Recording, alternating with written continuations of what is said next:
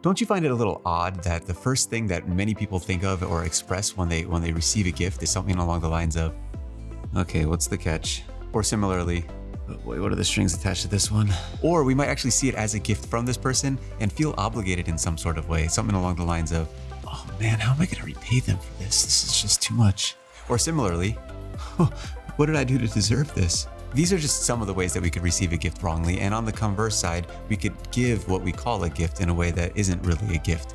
But it's really important that we reclaim as a culture what a gift really is, because it at the core of it is something spiritual, something to do with relationship, the way that we relate to one another, the way that we bond with one another to offer ourselves to them and to actually receive another person. But we have these things that go on in our head, and we have to name them. And it's important to name them so that we could actually allow a gift to be what it is. And in order to do this, I had a conversation with Father Michael Sweeney, who actually taught me these very things. And I just hope that you could appreciate it in a way that I did in order to help you both give good gifts and to receive good gifts. So without further ado, here we go. So Father, the holiday season is coming up and it's a perfect time to get gifts, right? That's a tradition. Yes, to get gifts, but also to give gifts. But I want to focus on actually receiving gifts, because there's so many times, especially in our culture, that we receive gifts incorrectly.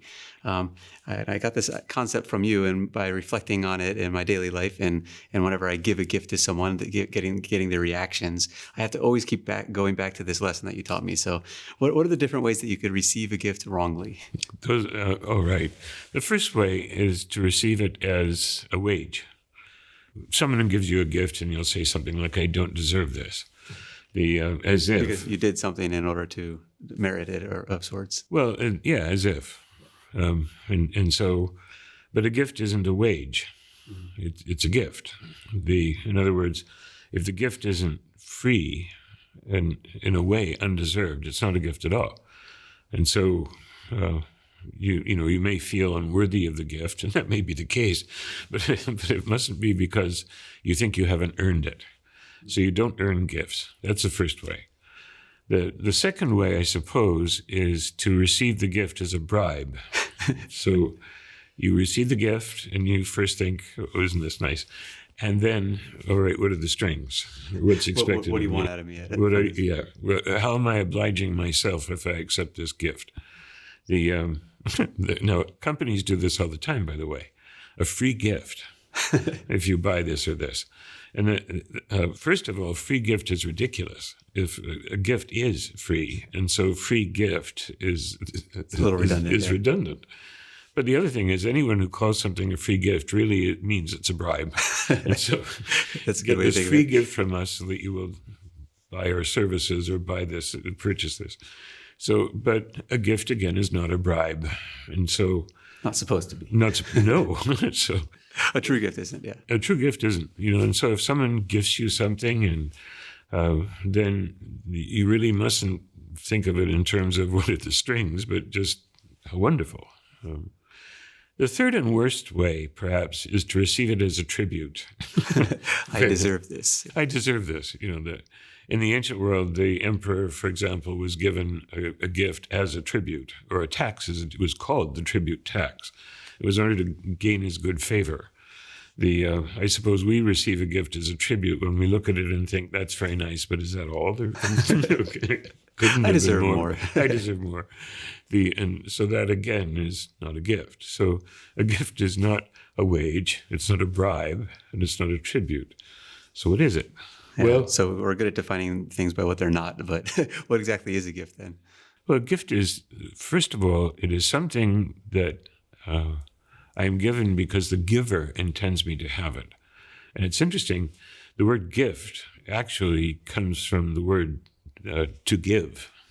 And so it's the giving that is emphasized of the gift. Give you a quick example. When I was about 5, my father bought for me a toy boat. It was very lovely. But I traded it with a friend of mine for a car. I got the worst of the deal, by the way. The car wasn't, I think, as nearly as valuable as the boat. And so you learned your lesson, I hope. I did. Well, as a matter of fact, my father went to the father of my friend. They were friends as well. and retrieved the boat and returned the car, and then sat me down and said, I wanted you to have this boat.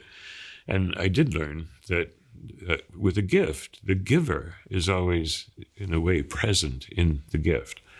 And so we receive a gift as the free gesture to us of someone who intends for us something good. In that sense, a gift in a way is a word spoken, but embodied in some physical present. The word that is spoken to me by receiving the gift remains with the gift. And that's why I think things that have been gifted to me are maybe more truly my own than things I bought for myself. Because the things I bought for myself don't have that word behind it, that I mean for you to have this. And so I have fountain pens, which I like very much. I've bought a couple of them for myself, but the one maybe that is most precious to me is one that was a gift. Because whenever I pick up the pen to use it, I think of the word that was spoken to me to have this. And so, how wonderful! Well, at the same time, a gift is given freely, and if it's given freely, the giver isn't really in control of what you do with it. So, how do you balance that? Well, yeah. At the same time, I'm not quite in control of it either, because again, the giver is always present to the gift. But the gift, yes, freely given, is meant for the other. I think the perfect gift is something that really speaks what is proper to the relationship, something unique. And so it is I, Michael, who wished you to have this. Then it's, but it doesn't oblige you. You could trade it for something else and it'd be perfectly all right. But in a way, that's kind of a gesture towards the giver at the same time. I think so. And so think of it as gesture. And to think about the person receiving the gift. Now, by gesture, I mean a real gesture of delight in the other. You wouldn't give, for example, your maiden aunt a bag of lemons because it resembles her expression, but rather it is something that it's a gesture toward the other that deeply appreciates and celebrates relationship with the other. So if you're not supposed to receive it in those ways, how are you supposed to receive a gift? I think with appreciation, and gratitude, and especially gratitude, because to be grateful is also something that is freely given. So can you go a little bit more into the word appreciation first and then say what you mean by gratitude? By appreciating, in a way, we magnify the gift, or we make the gift perfect. We appreciate, something appreciates in value, it grows in value. I think we appreciate the gift, and by doing so, we kind of finalize it as a gift. And in other words, how wonderful that you intend this for me, you intend this for me. So when we appreciate a gift, we magnify it by our appreciation of it, or how we use it, or how we reflect the gesture of the giver in it. So in a way, that's very much connected to gratitude. So what exactly do you mean by gratitude? Actually, it's a response in the order of justice. And it's not receiving it as a bribe, to do it justice in that manner. But it is a recognition of the sheer gratuity of the gift. And the gratuity and gratitude, by the way, of course, are related. That it is utterly gratuitous, freely given. Then one wants to receive it freely. So it's more of the orientation or the gesture of the heart of the receiver that determines what authentic gratitude is. Yes, exactly. Now, in the Christmas season, all of this is blurred because you're supposed to give and receive gifts. And that, again, is a problem. But perhaps we can overcome the problem by giving good gifts. Exactly. Meaning not things that are extraordinarily costly, but rather that really are tailored to the other. And maybe sometimes, by the way, better better not to give so much around Christmas, but wait until you really can surprise someone. But notice, the notion of surprise belongs to gifts as well. And we still observe this because we wrap them up and we mean to surprise the other by what the gift is. A gift is meant to startle, and does startle when it's a real gift, because, hey, this person just freely, for no reason, has bestowed this upon me. And I think, again, if there's not a measure of surprise to it, it's not fully received either. So receiving a gift, whether it be during the holiday season or not, it requires this orientation of the heart that is of gratitude, that is aware of the fact that there's no strings attached, that it's not a bribe, that you didn't do anything to deserve it. And that's actually what makes it a gift, and that is good. Now, I guess there are those times where people give you what they call a gift that aren't, because there really are strings attached. But would it be proper, in your estimation, to still receive it as a gift, even if they say it's a gift, even if you think there might be some strings? Oh, that's a good question. Let's pretend this is a gift. It's like, no, you said it was a gift. I shouldn't have to do anything. Actually, in that case, just for fun, you might really express gratitude and kind of repair the situation. But something like that, But no, I think honesty between people is always the best thing. And so maybe... Are you sure there's no strings attached? Is that what you'd say? Exactly. Or what are the strings? Yeah. Just call it for what it is.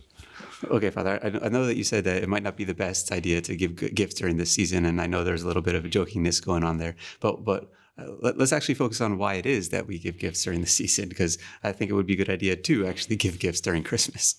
Rather expected. Remember, I suggested that the gift is, in a way, a word embodied. Your word towards the other. I love you. I appreciate you. Like this inner notion or inner being, I guess. Exactly. The intention is your word expressed outward. In a physical manner. Yeah.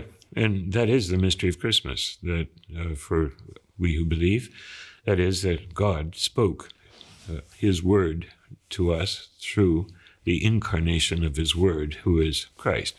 And so God's intention, God's love, God's word for us became flesh and dwelt among us. And dwelt among us, and is as a gift.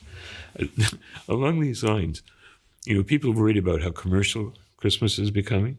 Well, years ago, 1930s, I think, Mary Baker Eddy, who was the founder of Christian Science, decided that Christmas was becoming too commercial, and so she would send her friends blessed thoughts instead of presents. And Gilbert Keith Chesterton, one of my favorite authors, wrote about this, and he said that if he were on her gift list, which he suspected he was not, if it were all the same to her, he'd prefer a present. And the reason, again, is that the present is an embodiment, an incarnation of our love, our intention for another, and that's what we're celebrating at Christmas.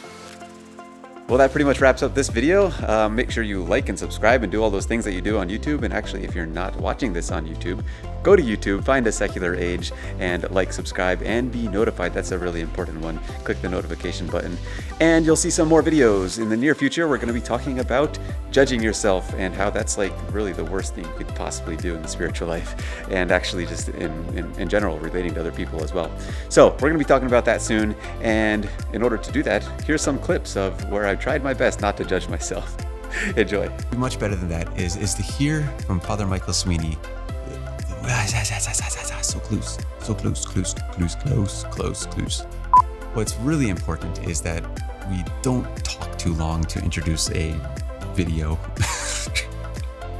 My gift to you is actually that I'm trying to communicate.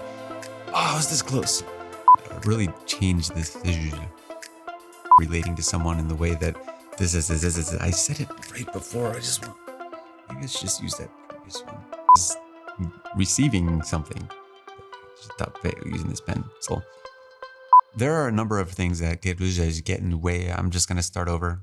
You just need to start over. Ziploc bags. You really shouldn't have.